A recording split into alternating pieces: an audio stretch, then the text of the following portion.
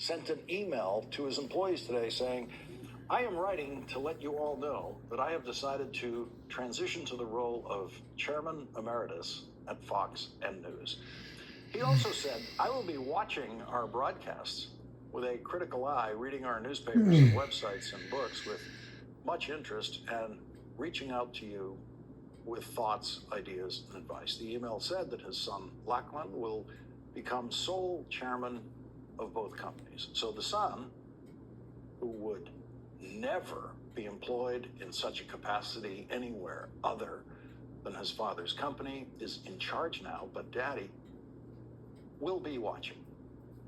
Our first guest tonight, Michael Wolff, will decode that for us, as he does in his perfectly timed new book titled, as I just said, The Fall, The End of Fox News and the Murdoch Dynasty. The book contains the first inside account of exactly how and why Tucker Carlson was fired, including exactly what was said to him on the phone in his last discussion with his employer, which came, according to the book, as a complete shock to Tucker Carlson, who thought that phone call was going to be about something else. It was Michael Wolff who first took us inside the Trump White House with the very first book reported from literally inside the Trump White House. That book was by Michael Wolff, titled Fire and Fury. Michael Wolff was not a favorite of the Washington news media and the establishment press when he beat everyone in the race to deliver the first inside account of the workings of the Trump White House. His methodology was criticized by many in the news media, and you can be sure they will criticize Michael Wolff's reporting in his new book because it has several untraceable sources, which is actually common in the books written by reporters who will criticize this book. Such books could not be written without anonymous sourcing. It was Michael Wolff's anonymous sourcing that told us that Donald Trump's first Secretary of State called Donald Trump an effing moron.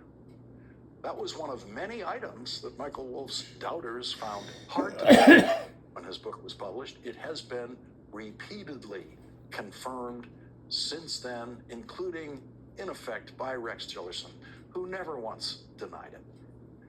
Michael Wolff's new book quotes Rupert Murdoch saying the same thing about the longest-running host still working at Fox, Sean Hannity, who the book said Rupert Murdoch wanted to fire before he decided to fire Tucker Carlson instead.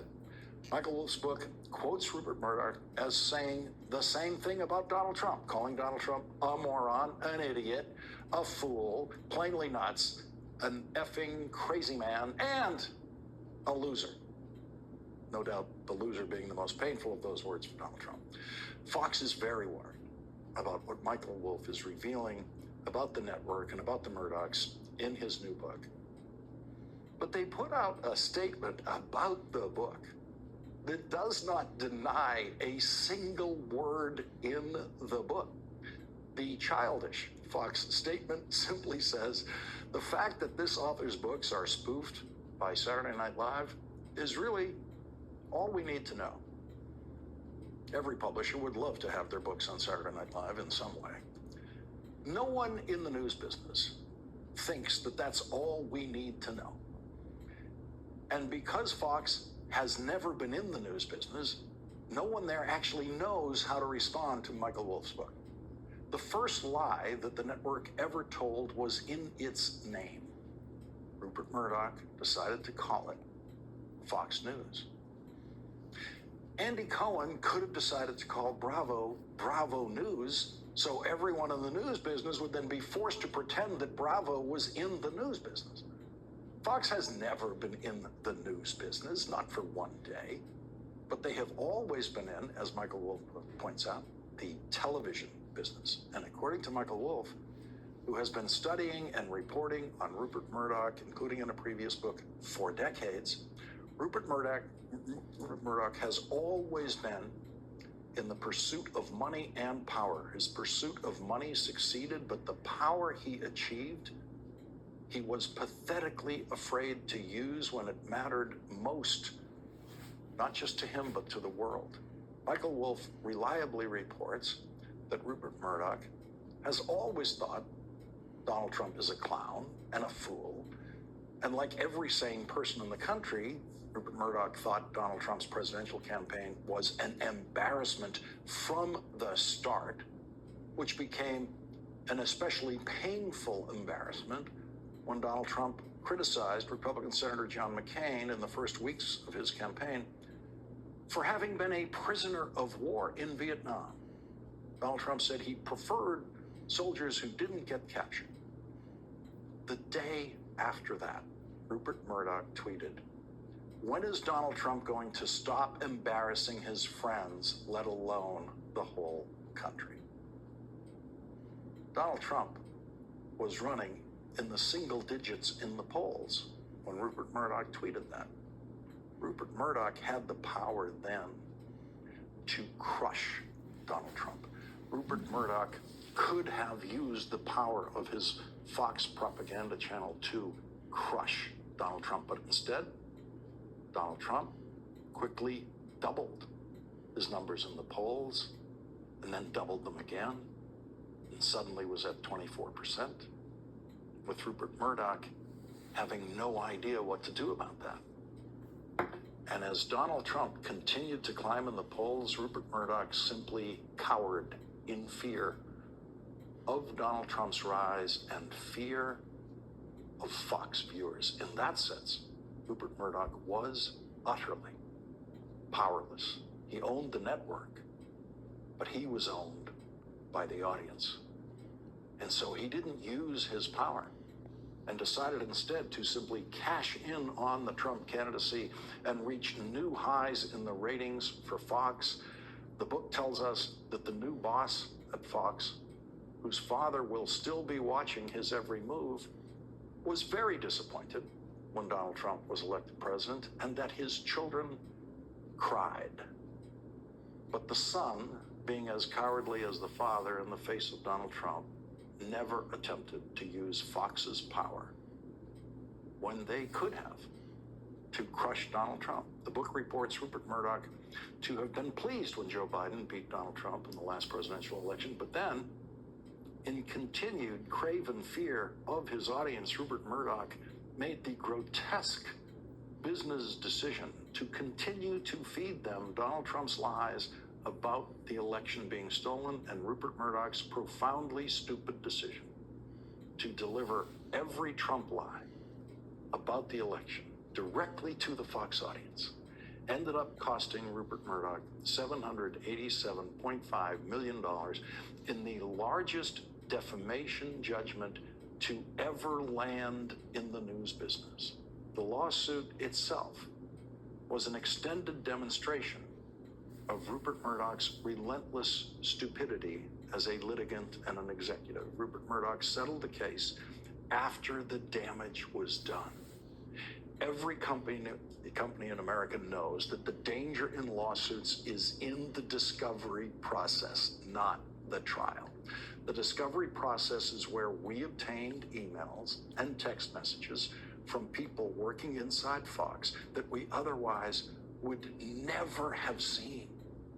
That's where we got the text message from Tucker Carlson where he says that he hates Trump passionately. Rupert Murdoch foolishly submitted to an under oath deposition in which his testimony damaged Fox's defense significantly. Testimony that Murdoch never would have had to give if he was smart enough to settle the case before people at Fox, including Tucker Carlson and Rupert Murdoch, were forced to testify under oath and hand over all their emails and text messages. Only on the morning when the trial was about to begin, when Rupert Murdoch and Tucker Carlson would have been the first witnesses called in the case, only then did the astonishingly reckless elderly executive finally decide that he had to settle the case. And according to Michael Wolff's book, it wasn't just for money. Joining us now is Michael Wolff, author of the new book, The Fall, The End of Fox News and the Murdoch Dynasty. Michael, you report in the book that it wasn't just the $787 million. There was a side agreement. It could not be put in writing. In the book, it appears as a verbal agreement, an agreement that part of the settlement would include the firing of Tucker Carlson. They gave him Tucker. They wanted, they were desperate. Rupert Murdoch said, I won't go to $1 billion. Everybody was going, how do we settle this for somewhat less than $1 billion? We'll give you, we'll give you Hannity first. Mm-hmm. And that didn't work. So then there was a stage in the negotiations where, according to the book, it was $500 million plus Hannity, and that was a no. So then it got to, and then the whole strategy. How do we get in between 500 and $1 billion? And the answer was Tucker. Mm-hmm. We'll give you Tucker. And it's about a week later that Tucker gets a phone call. You describe the phone call within the week, because within the week, essentially you have a week in this kind of deal in which you can both sides can pull out. And in the book, you have the phone call with Tucker Carlson, word for word. You have what was said by the Fox executive to Tucker, and you have what Tucker said. Did you have both of those sources? Because I know you've publicly had access to Tucker Carlson. Well, I won't say who my sources are, but my sources are impeccable. Mm-hmm. This is the conversation. And it was a remarkably short conversation. Tucker Carlson had no idea what it was about when it began. None. He was totally, it's a curious thing because Tucker had been talking to lots of people for quite some time, a good year, about what would he do without Fox, because largely he felt, and he wasn't necessarily feeling that he was going to be fired, but he was feeling something was going to happen at Fox, that nothing was going right there. All the signs were reading, this is a doomed enterprise. And so he had kind of been preparing for something, but when that happened, he was as shocked as anyone, I guess, as everyone when they get taken off of television. You make the point in the book that Rupert Murdoch actually liked Tucker Carlson as a person, but and in fact, if you were to look at the actual coverage, Sean Hannity's show was much more in the stolen election coverage game than Tucker Carlson's was, which is what made that particular firing confusing to me. Because out here, watching what they were doing, Sean Hannity was in much deeper than Tucker Carlson was. But in the book, it makes sense because of the size of the chips you're playing with in this settlement game, and Tucker was the biggest chip. Yeah, no, and I think if the issue is who do you get fired? If you have that power suddenly, you don't like the network, you have them fire the guy with the biggest ratings. And it just dramatically harm the network. The drop in the ratings from the firing of Tucker Carlson was enormous. It was still like we'd never seen. Yes, still to this. This show actually spent one night as the #1 rated show in cable news, which never happened before that collapse in the Fox ratings. But the other part of this that is so striking is you see Tucker Carlson putting in writing how much he hates Trump. You see all of the Murdochs at some point saying that they hate Trump. And yet none of them dare act on that hatred. They all function subservient to Trump in their jobs, in effect. They essentially have built a business on the back of Donald Trump. Mm-hmm. They exist because of Donald Trump. Fox News, at some point along the way, transitioned from the Fox network to the Trump network, and the audience, the Fox audience became the Trump base. So literally, they existentially kind of put up their arms and say, well, what else are we going to do? Tucker Carlson is just as strange a mind, I think, as Fox has ever publicly exhibited, both in the text of his show, which ultimately bothered Rupert Murdoch and your reporting and the way he covered Ukraine and his anti-Ukraine stance, and that was part of why Murdoch was willing to let go of him. But you have in here, in the book, Tucker Carlson defending himself against the charge that he's anti-Semitic or racist. And it is the sickest, most perverse defense I have heard in my life, in a lifetime of hearing people defend themselves, both anti-Semites and racists, defend themselves against those accusations, which they had earned. So this is Tucker Carlson's defense. You know, I am not anti-Semitic, and I am not anti-black. That's a complete misunderstanding of what I am. Tucker Carlson would explain this side of edge of irony, with the edge of irony. I am anti-Catholic. That is as perverse a mind as you could encounter in a necktie anywhere in this country. I am anti-Catholic. He's proudly anti-Catholic. You know, the background of that is even more perverse and peculiar, because when he came to Fox and Roger Ailes brought him into Fox, and it was kind of bounced around and all the networks. It was a kind of a pity hire. But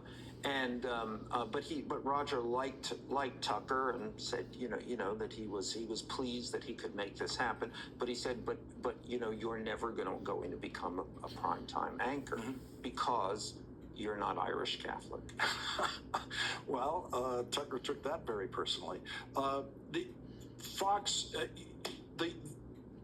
you're calling this the fall, the end of Fox News. If I had seen that title a year ago, I would have thought, well, how's that going to happen?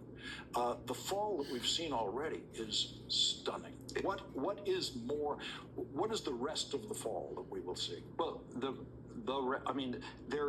one of the things that the book is about is that the internal contradictions, inconsistencies, it can't go on. I mean, how can a network that hates its major star, who is Donald Trump, can continue to go on with an audience that's devoted to Donald Trump?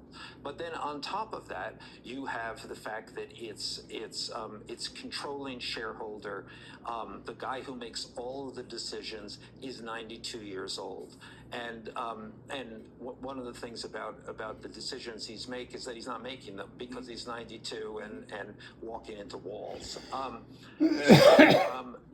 But when he dies, and at 92, that is not a long way off, the company is then inherited by his, or control passes to his 4 oldest children. So Lackland loses control. Yes. Yes. He loses control. Control is comes to share control with his 3 other siblings. There are 2 other children, but they're not involved in this. And the children they each have a contradictory idea of what to do with this, including the brother James, who has vowed, I will take the network from my brother and I will make it a force for good. Yeah, James Murdoch hates everything that Fox does. Michael Wolff, you have done it again, and I'm sorry to say, let me just hold this thing up right here. Saturday Night Live's not on this week, so you're gonna be spared the stimulated book sales that Saturday Night Live. Greatest moment of my life, which is now Michael Fox. Wolff, I don't know what they're talking about. Thank you very much. We're going to continue to talk about it in the next segment with Charles Blow. Michael Wolff's book shows how the election of Barack Obama sent Fox in a more overtly racist direction in the pursuit of profits and bigger audiences. That discussion is next with New York Times columnist Charles Blow.